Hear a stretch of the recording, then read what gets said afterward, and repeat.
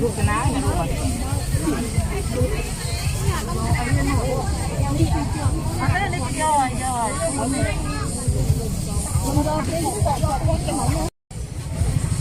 Bài thơ mà đi.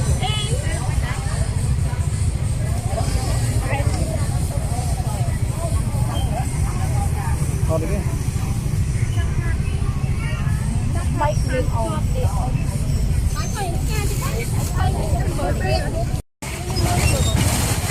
Bán cũng bán xe mẹ.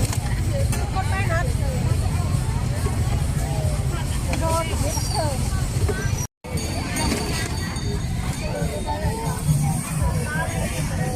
Ôi, tặng bao cái nè, con, bao này.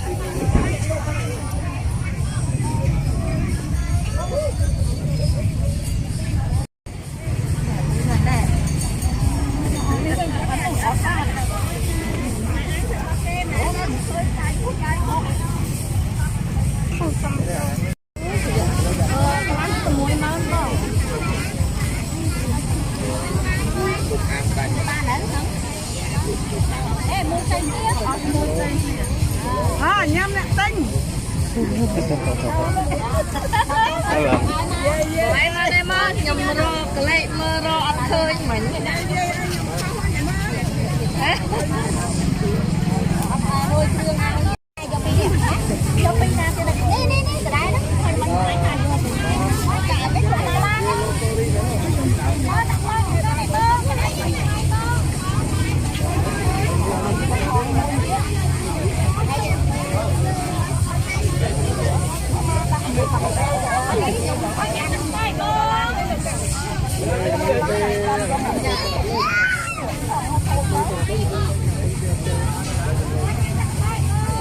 Cái bánh này. Dạ. Cái này ở đây sẽ ăn là đi. Cho mình tôm ăn.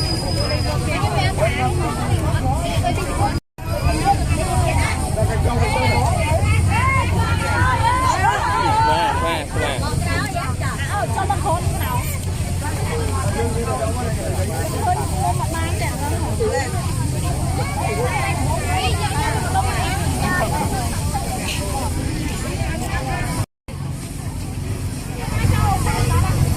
Con nó cao tao đại rồi rồi.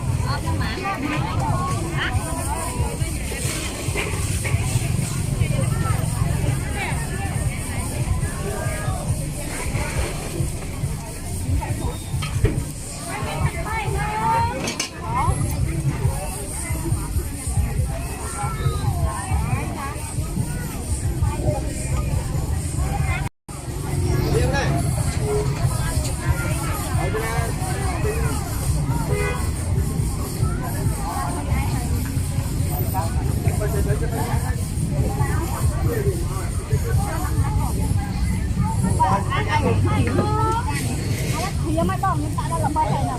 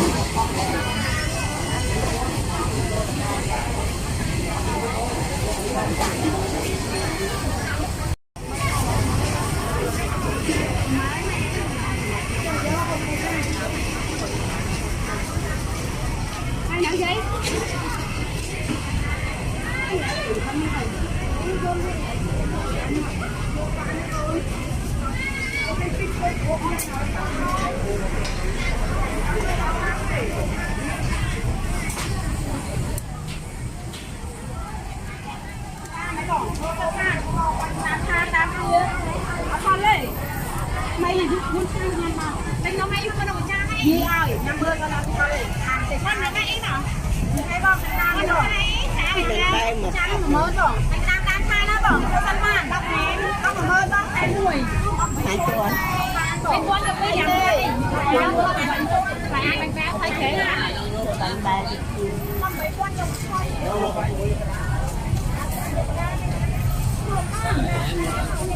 mơ rồi cho nó chưa đây bổng cho nam kia chưa đây bổng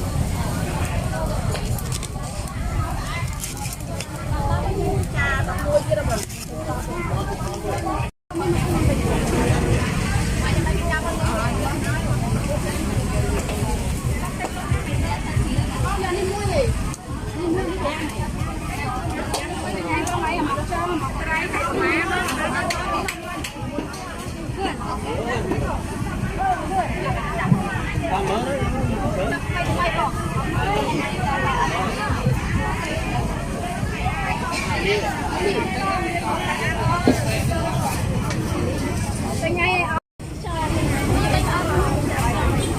mơ mọc mới không à mơ mọc trái bông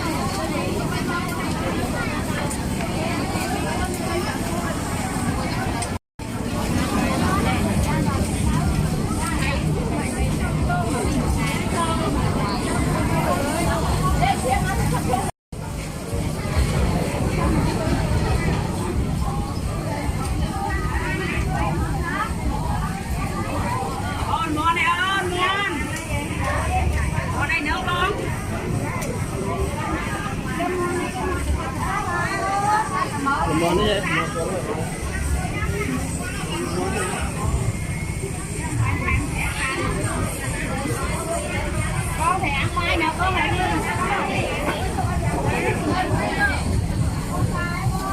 ăn khoai nào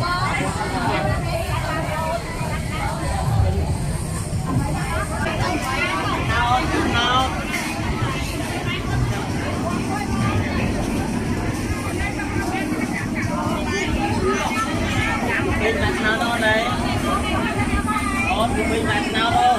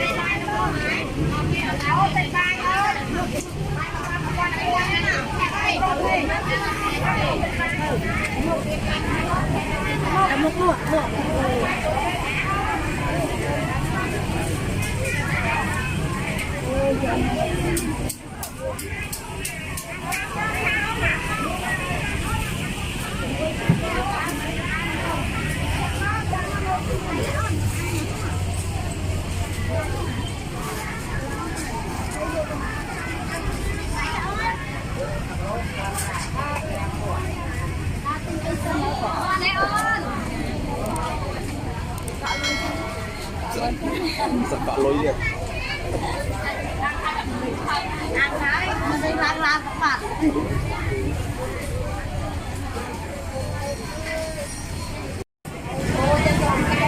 Lagi trong thay mấy nè.